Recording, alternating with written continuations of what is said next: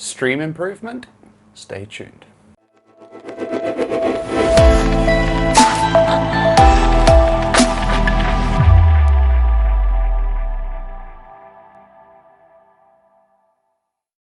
Today we're going to be looking at the RAZER KIYO Pro streaming camera, but this just in, it's a word from our sponsor.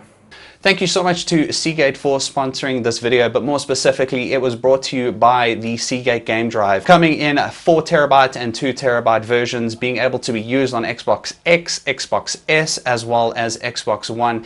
It is USB 3, backwards compatible to USB 2, as well as having 3 years of rescue services for your peace of mind. It is a mobile gaming library that is also got a beautiful RGB strip right in front that fits with your Xbox aesthetic. I will put some more details as to where you can get your very own in the description below, but let's get back to the review. Welcome back to the channel, guys. Hope you've been keeping well, and today we're going to be looking at the RAZER KIYO Pro streaming camera. Now, we will look over the design, the specifications. Most importantly, we're going to be looking over the software, but I'm going to start you off with a theory, and that theory is, when we were younger, whenever we went to a seafood restaurant, my mother would order a steak. And whenever we went to a steak restaurant, she would order seafood. Now, her theory was that because it's not their speciality, they had to work that much harder in making something that was good.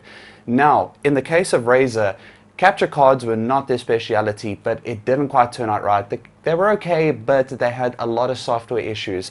But in the case of this camera, cameras are not their speciality, but I think they've produced something phenomenal. Now, before we go into all of that, let's look at this unit a little bit closer.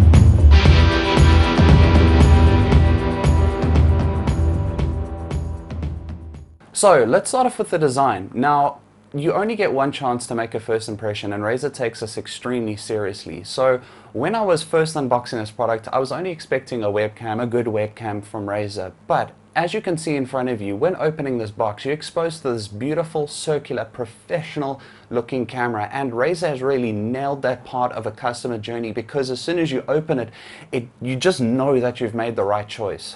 Next, the surface area of this camera is quite large, and you can see just how large when I hold it in my hands. Now, the front glass is also quite a large surface area, which does help with light absorption, and the front glass is Corning Gorilla Glass 3, which is nice and scratch resistant.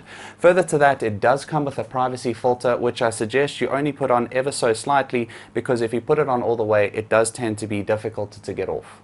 Now, if we turn the camera around, you'll see that there are ventilation holes, and the ventilation holes, along with the large surface area of this, make sure that the camera doesn't get too hot, because don't fool yourselves, cameras do get extremely hot, and especially streaming cameras, which are being used for hours and hours and hours on end. One of the things that I love most about this camera is the mounting mechanism. Generally, when you buy a webcam, the mounting mechanism is extremely flimsy and it tends to move on your monitor. Now, it's not the case with this. As soon as you mount this to your monitor, it sits nice and firmly on the monitor. And further to that, it offers another axis in which you are able to point it either down or even slightly up.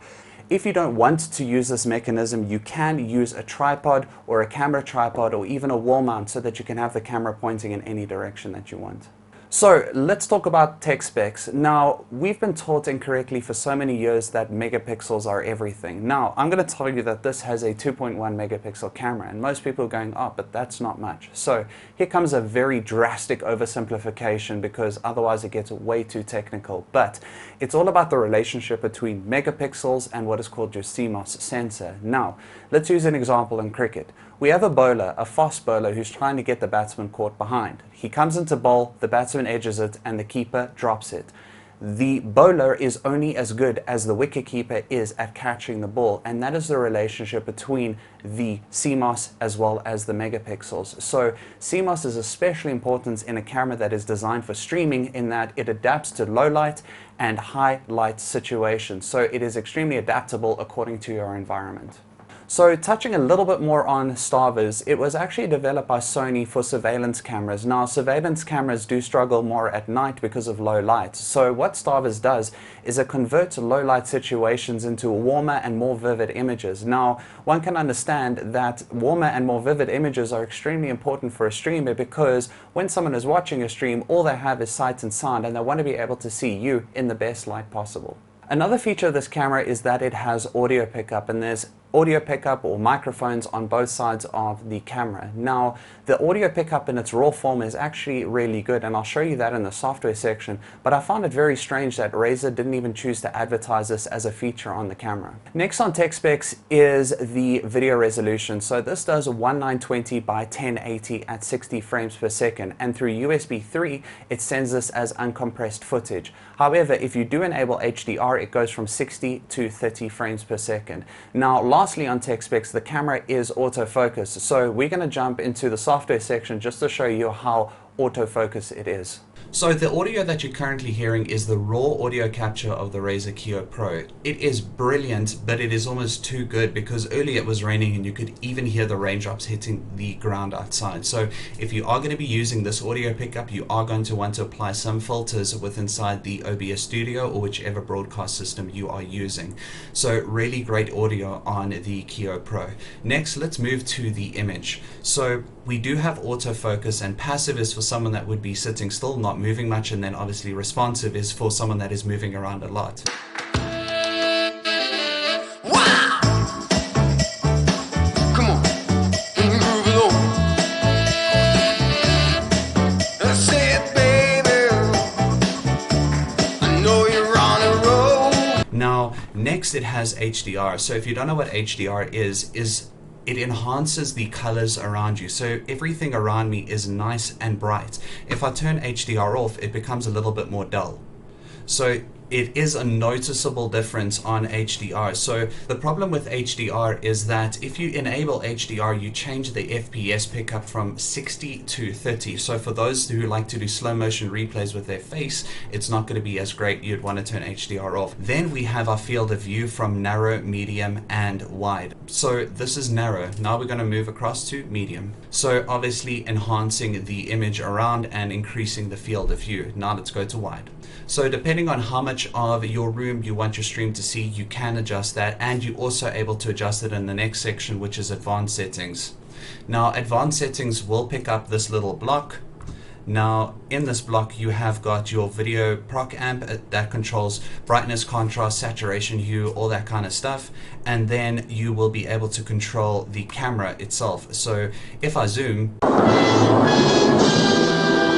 so you can still zoom if you don't want the whole room to be seen, so you do have that adjustment as well as focus, exposure, pan, and tilt, and so on. Now underneath that we've got our presets from default, cool, vibrant, warm, and you can have custom. So these will change those. Whatever you save here will be automatically translated when you select the device source. You just have to make sure that the software is shut down.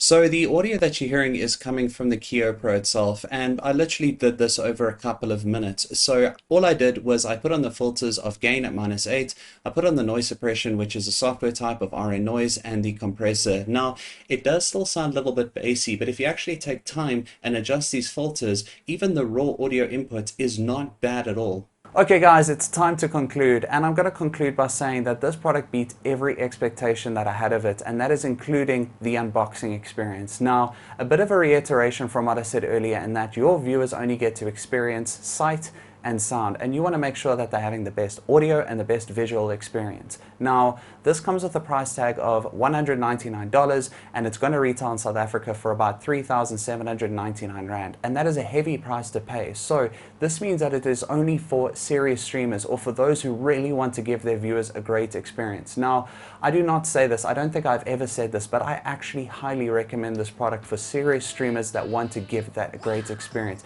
This is a truly phenomenal product, and I can't wait to get one myself. Guys, I hope you enjoyed this review, and I look forward to seeing you on the next one. Cheers and goodbye. You're on a roll. Sweet honey, let's take it real slow.